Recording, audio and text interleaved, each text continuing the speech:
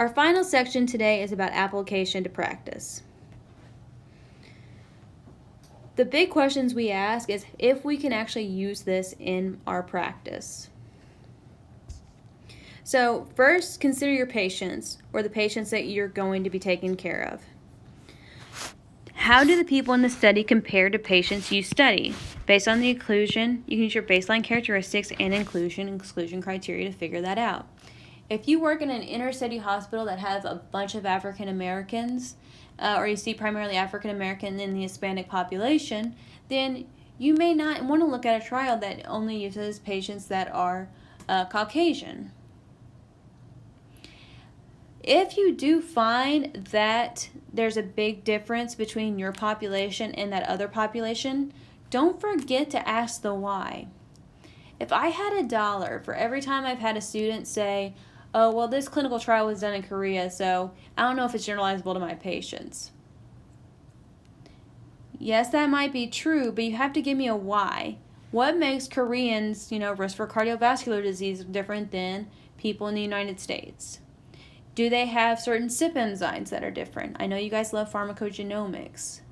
Is there anything that's making these differences clinically significant? An example I always like to give is for CAP studies, that's community-acquired pneumonia. One of the major pathogens here in the United States is Legionella. However, they do not really have Legionella in Japan.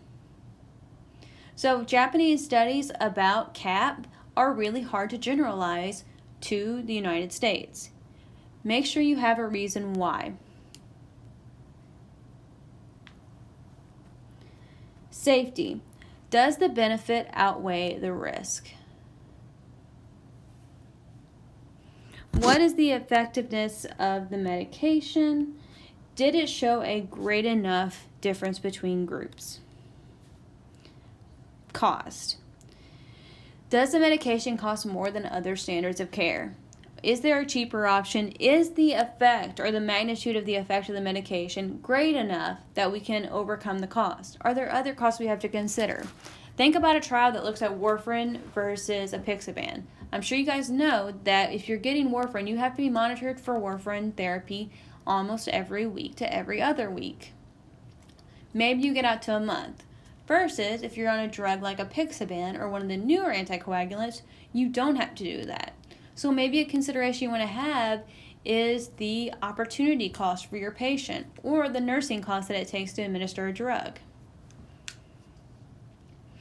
So as you're thinking about your applicability to practice, think about factors such as what treatments exist.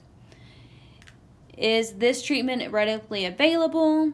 Is the outcome study severe or less severe in nature?